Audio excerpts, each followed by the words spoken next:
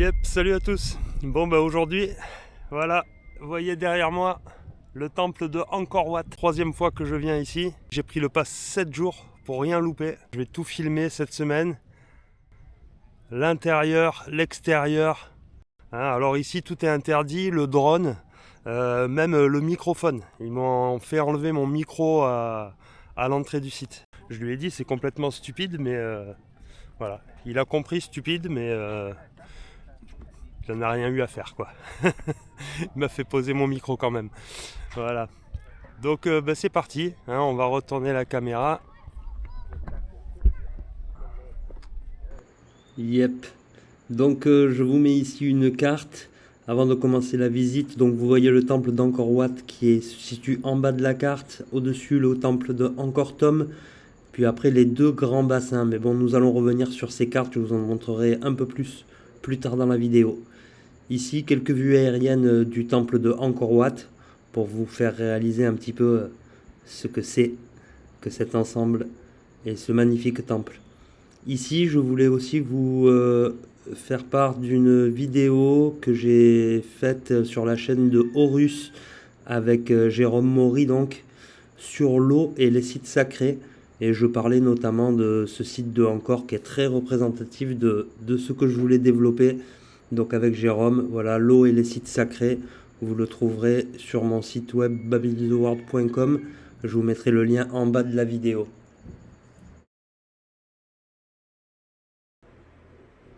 Alors cette carte-ci, je vais vous la sortir plusieurs fois dans cette vidéo et dans les vidéos à venir parce qu'elle contient pas mal d'informations, notamment les longueurs des bassins par exemple, autour du temple d'Angkor Wat, autour du temple de Angkor Thom et puis les deux grands bassins citernes qu'on appelle, dont celui de gauche qui fait 8 km par 2 km. Alors imaginez un petit peu ce que ça fait 8 km pour un bassin, c'est complètement hallucinant.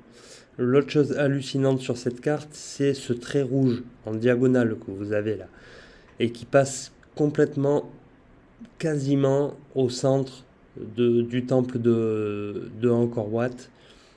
Et bien cette ligne-là, c'est tout simplement la ligne de l'équateur penché. Cette ligne est inclinée à 30 degrés et qui traverserait quelques sites archéologiques majeurs comme l'île de Pâques, les lignes de Nazca, le Machu Picchu.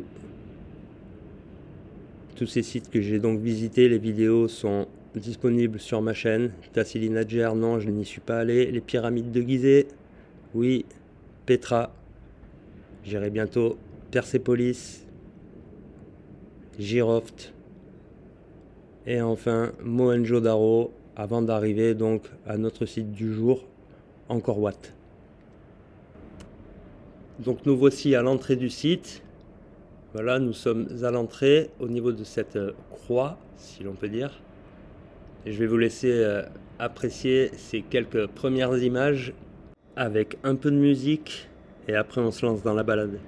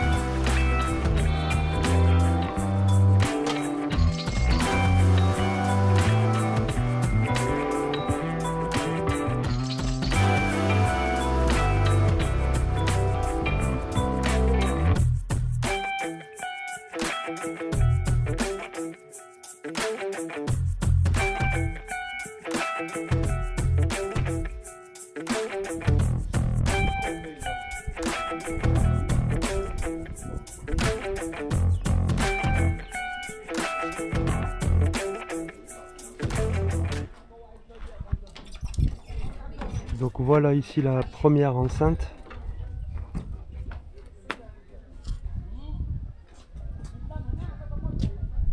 Qui va faire tout le tour comme ça. Et là-bas on va rentrer dans le temple d'Angkor Wat, donc il y a encore une grande allée pour arriver au temple au bout là-bas.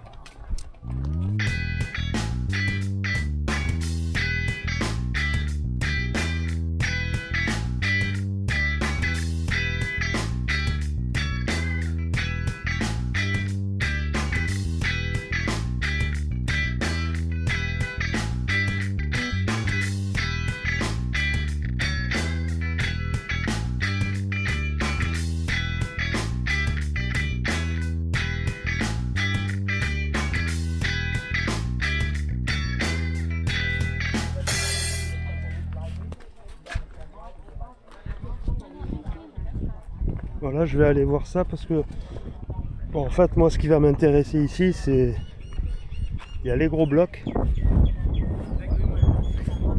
donc tous les blocs qui font les enceintes et puis aussi le tour des fossés. Et après voilà, il y a des gros blocs comme ça. Et après voilà, ce que je voulais vous montrer aussi, c'est que ici toutes les pierres sont gravées.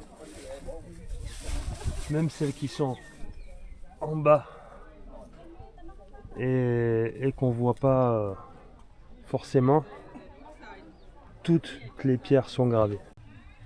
Une par une.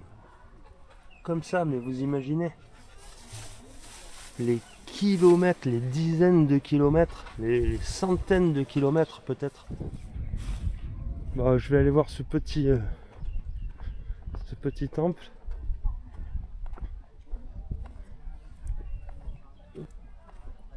Oh, il y a les deux les mêmes.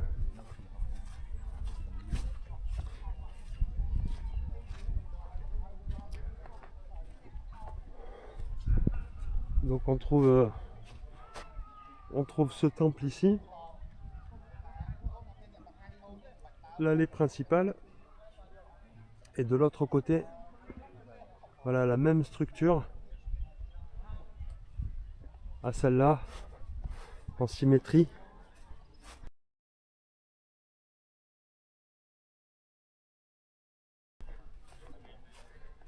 Et là, ce que je voulais vous montrer ici, bah, c'est les gros blocs, encore une fois. Vous voyez ces colonnes.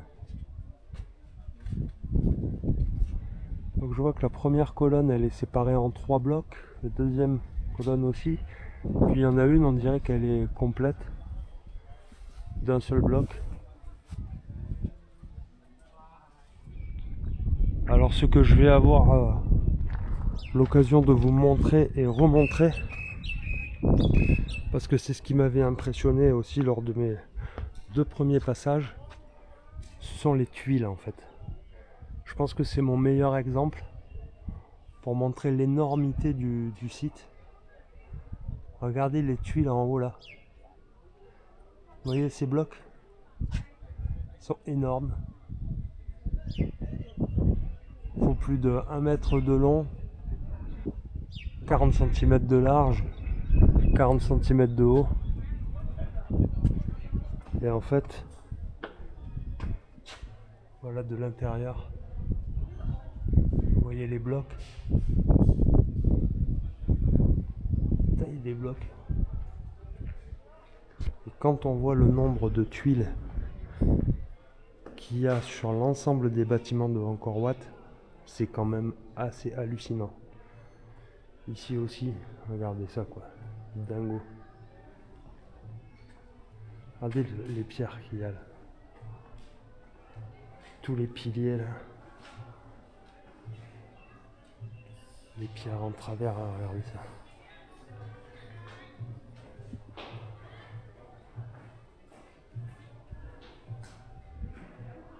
C'est des énormes blocs.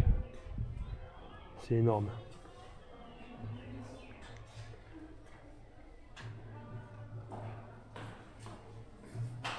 Ah, c'est vraiment beau. Regardez ça. Toute la taille, tous ces blocs là sont énormes. Les piliers elles sont énormes aussi.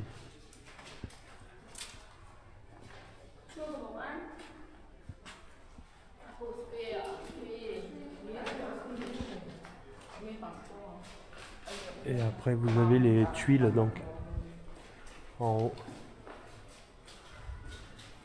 C'est complètement fabuleux, ces tuiles sont... Voilà, comme je disais, c'est un bel exemple de l'énormité qui montre l'énormité du site. Regardez ça.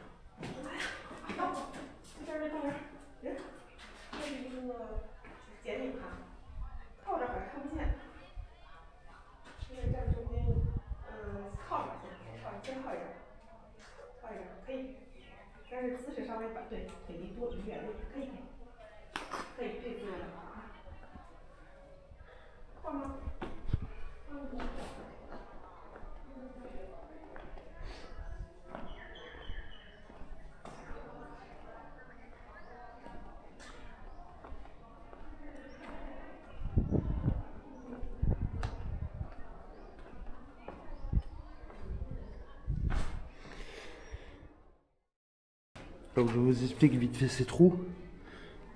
Il mettait des bâtons dans les trous.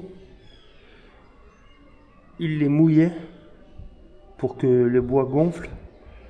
Comme ça le bois va être bien accroché à la pierre. Il va gonfler dans le trou et donc va cramponner en fait. Et après il mettait des cordes autour de ces bâtons.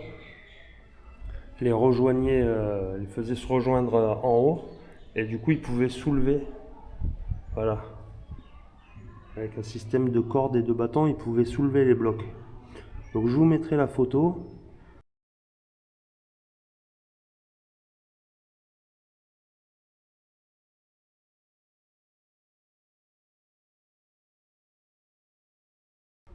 Alors c'est vrai que ça peut se tenir. Ça peut se tenir comme idée. Maintenant après il faut voir toujours pareil, hein, le poids des pierres, la force qu'il faut pour soulever et puis comment il soulevait ses cordes, avec quoi, de quelle façon, voilà.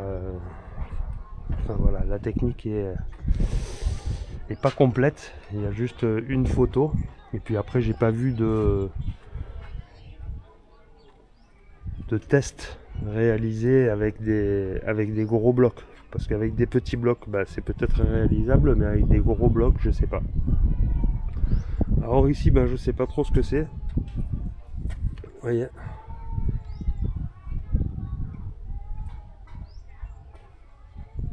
une sorte de fausse fenêtre avec des protubérances comme ça, je sais pas trop ce que ça représente. Puis après sur ces pierres, on peut voir des marques d'outils. Donc on est toujours sur ce petit temple, ces deux petits temples à droite et gauche de l'allée principale. Et après là ici je voulais vous montrer aussi la taille des blocs encore une fois. Vous voyez en largeur, il doit faire en hauteur 50 cm, en longueur il doit faire bien presque 1,50 m et en largeur quasi 1 mètre. Donc 1 mètre par 1,50 m par 50, voilà, ça fait quand même un beau bébé de pierre. Et il y en a tout le long comme ça.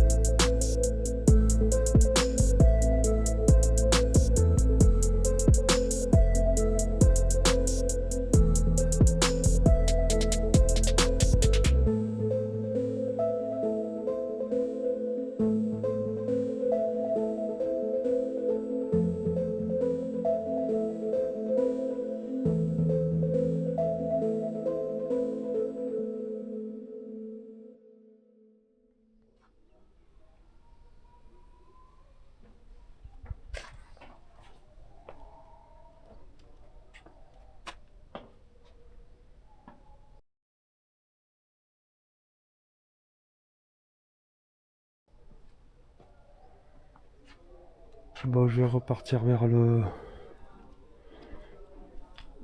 le centre, vers l'allée principale du site. Là, on est toujours sur la partie gauche, mais on retourne vers le centre. Ici, on a les bassins. Vous voyez, je regardais derrière moi, mais là, il y a un bassin ici. Il y en a un là-bas de l'autre côté. Il y en a un derrière moi. Il y en a un là-bas aussi. Donc en fait, il y a 4 bassins qui entourent l'allée principale du temple, qui est là. On va y aller. Mais encore une fois, ce que je voulais, voilà, hein, c'est toujours pareil. Hein. Le travail monstrueux que c'est. Voilà un de ces bassins.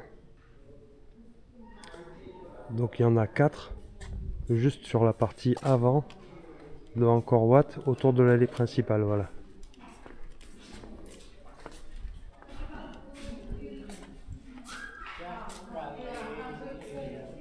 Après on voit encore, c'est dingo hein, le nombre de pierres qu'il y a, mais c'est hallucinant, hein, regardez ça. Voilà. Boum, ce coin là il est magnifique. Le nombre de structures, l'architecte, le truc de fou quoi. C'est complètement fou, la différence de niveau, entre les toits. La construction, le niveau d'ingénierie qu'il y a là. Complètement dingue. Si on regarde chaque détail, comme je vous dis là, les tuiles, les blocs, les trous dans les blocs, les gravures, les sculptures.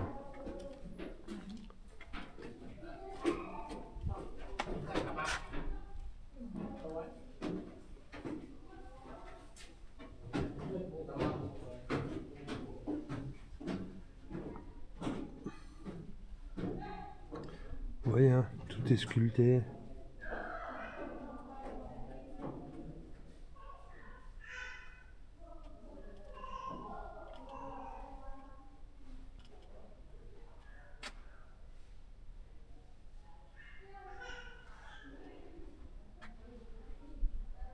C'est dingue, hein. Là, il y a 3 mètres de mur. Tout le long de cette place, mais c'est fou, hein. Je vais tourner la caméra juste pour vous montrer la taille un peu.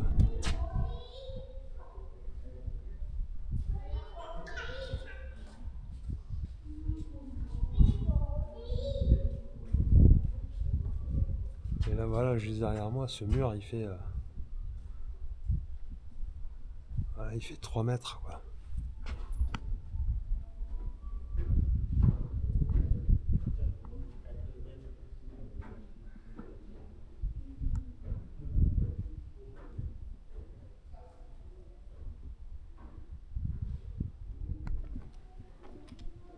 Regardez ça.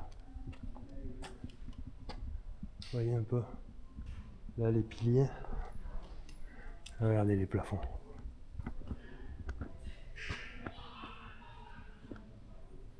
Là il y a encore de la couleur.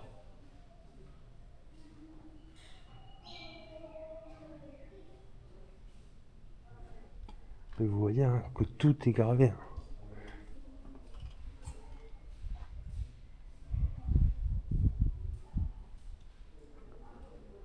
Tous les linteaux là en travers. De tous les côtés, hein. Dessous, sur les côtés, dessus. C'est complètement dingue.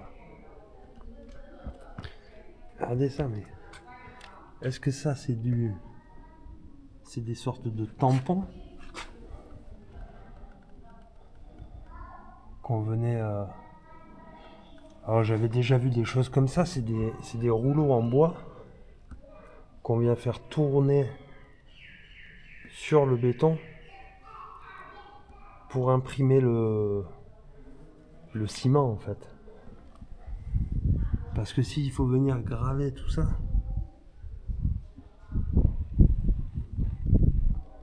sur chaque pilier,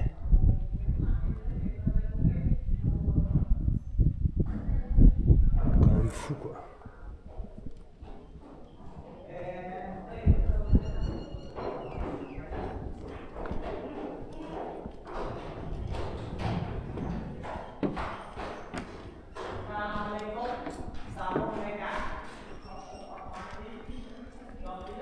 Bon, on rejoint l'allée principale.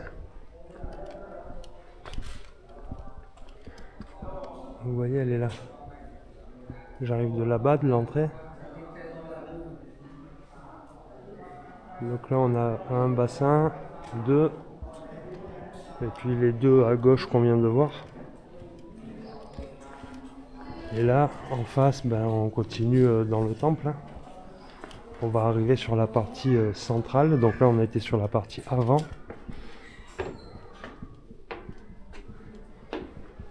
L'entrée du temple.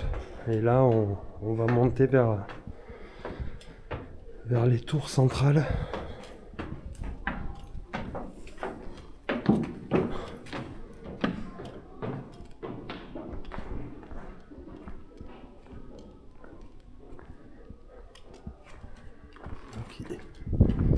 Ici, ben c'est bouché ici.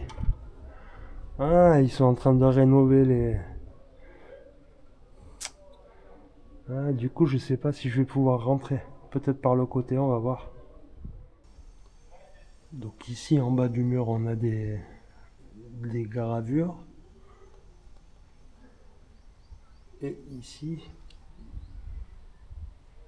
on a toute une partie en relief.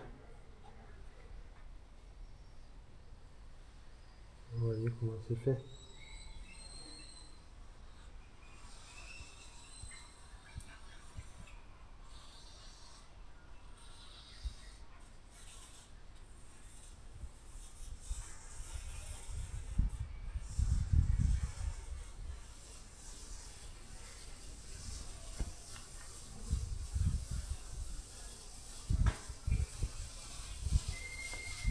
Et alors ce mur, il est énorme. Il va jusque là-bas au fond. Là il y a au moins 200 mètres de frise comme ça.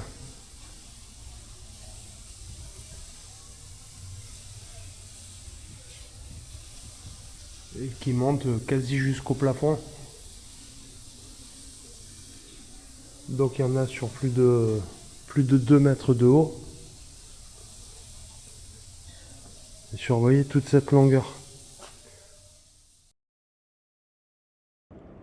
Alors ici, je vous ai mis une carte donc avec le nom des différentes galeries, à savoir qu'il y a donc 800 mètres au total de galeries.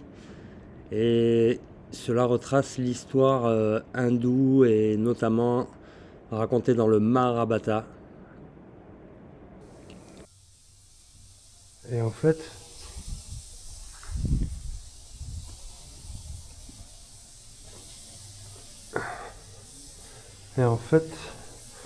à droite, de là où je viens, bah, il y a pareil.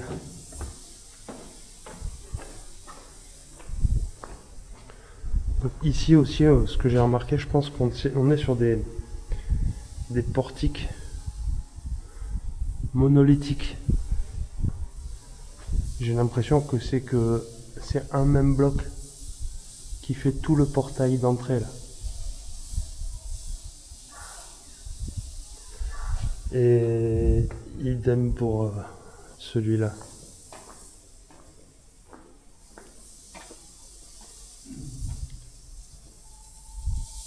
J'ai l'impression que c'est la même pierre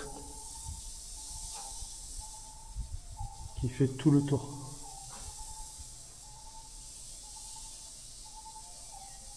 Je vois pas de joint de pierre, je vois pas de. Pour moi, c'est le même bloc.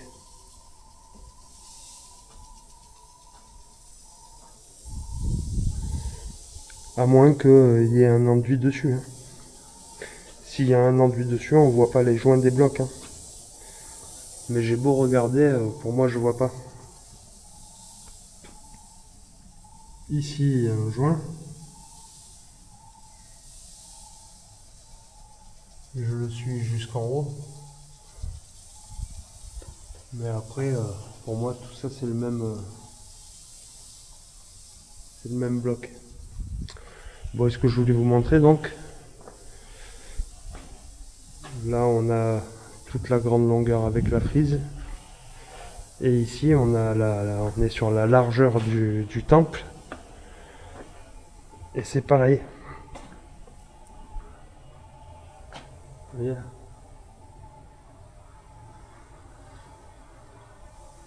Tout sculpté.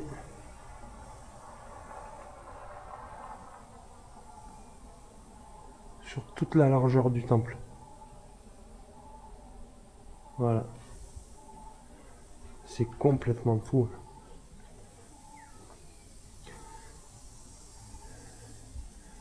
Et là, vous voyez tout ça là.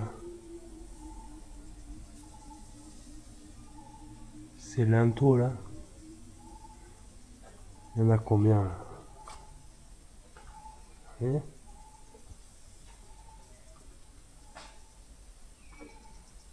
Tous ces linteaux et ces piliers. Hallucinant.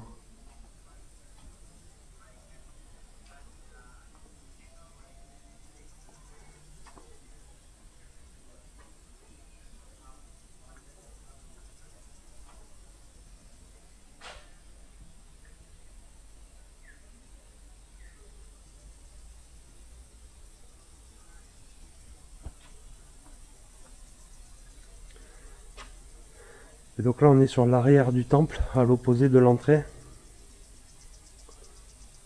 Et on a encore tout un fossé derrière la rambarde. Et après je sais pas si vous voyez les gens là d'où ils arrivent, ben, il y a une allée, la même que l'allée de l'entrée, et qui amène ben, à la deuxième enceinte, hein, la même qu'à l'entrée également. Je vous montrerai des photos aériennes aussi. Donc voilà, là on revient sur la longueur du temple.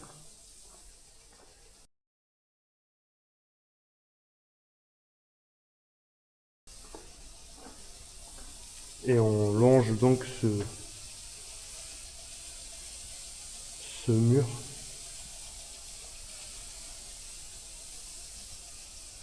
Rempli de gravures. C'est fou.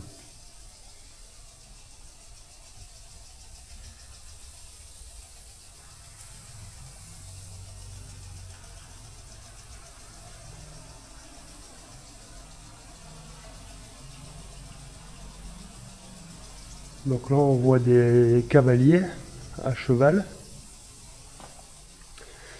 On en voit également sur des éléphants. Mais on en voit également sur des sortes de dragons. Et en fait, ici par exemple, il s'agit de Garuda.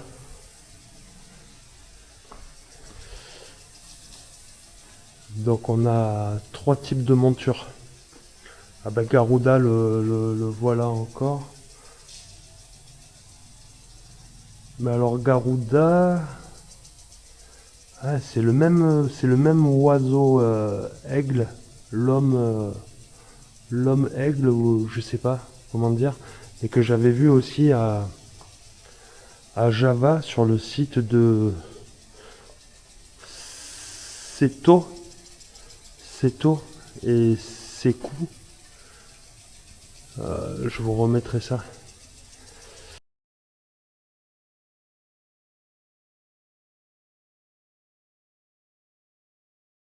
Pareil en description. Mais c'est la même divinité que j'avais vue voilà, sur l'île de Java.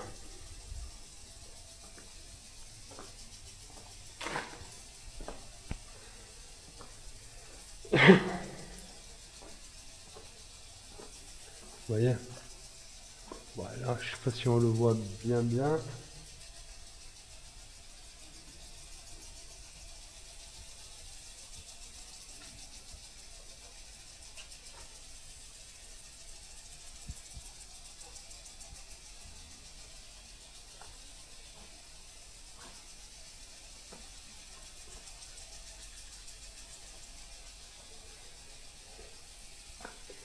Et là, il y a de nouveau Garuda avec sur ses épaules un archer. Donc on voit l'homme avec... D'ailleurs, il a 3 têtes. Oh, c'est spécial, hein. Quand on se penche sur les gravures, il y a plein de choses qui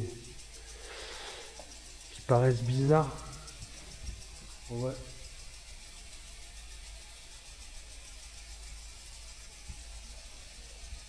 On voit l'homme qui tire à l'arc, il a 3 têtes, les unes sur des autres. Et il est sur les épaules de Garuda, l'oiseau. Impressionnant. Je vous en dirai plus sur tout ça. En bas, on voit tous les guerriers là.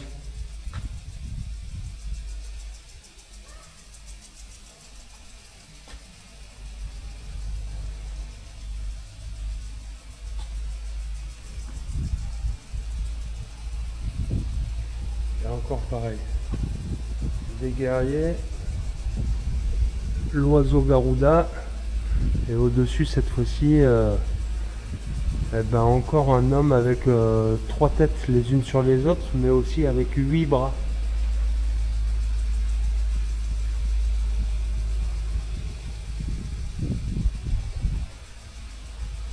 Voilà.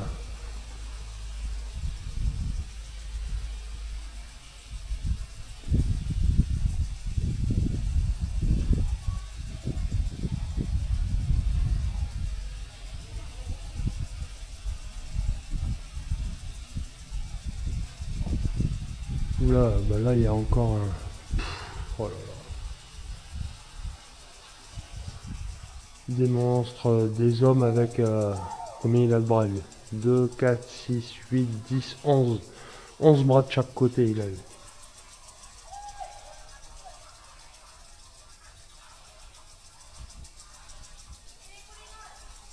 Impressionnant.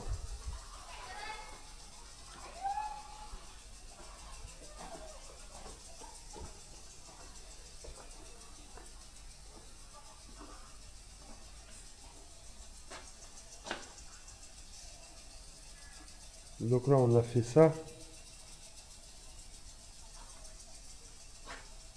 Et il nous reste au moins la même chose de l'autre côté. C'est immense.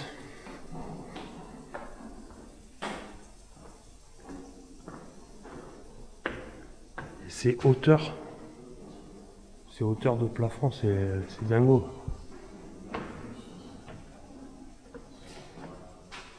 La grosseur, la taille des pierres qu'il y a en haut. Je crois que les plus gros blocs en fait ils sont en haut. Regardez ça quoi. Je sais pas si on voit bien hein, sur la caméra mais waouh. Ces blocs sont énormes.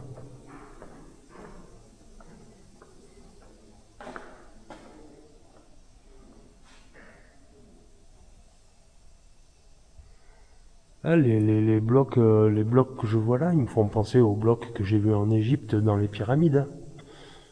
Tout simplement. Hein. Je veux dire, ils sont peut-être un poil plus petits, mais ça se joue à pas grand chose. Hein. Et la précision de taille. Oh là là. Là, c'est là où j'étais tout à l'heure. Regardez ça.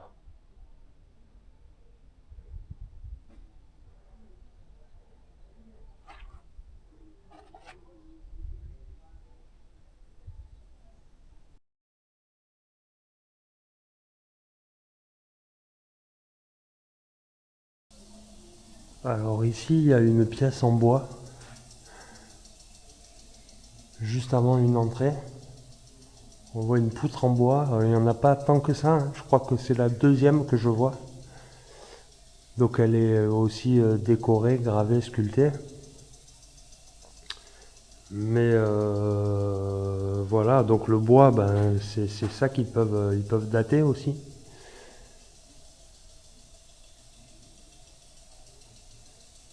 Mais éventuellement ça peut induire en erreur puisque bon, ben, du bois il n'y en a pas tant que ça et que ça peut être des pièces rajoutées au cours du temps.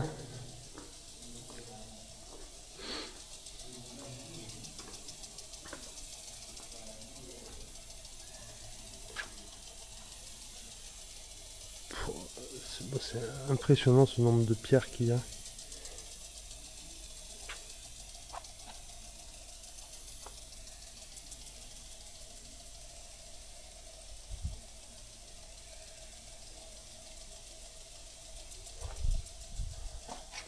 C'est complètement fou. Hein.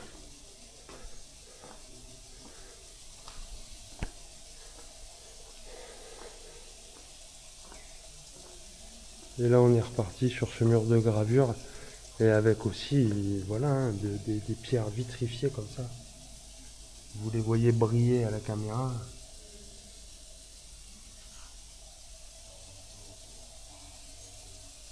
Et il y en a plein. Hein.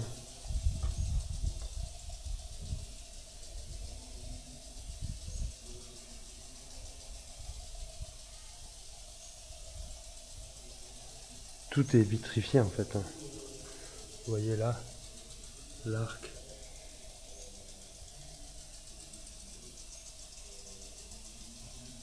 Tout est poli parfaitement ou je sais pas comment ils ont fait ça. Regardez le cheval avec le cavalier et tout brille.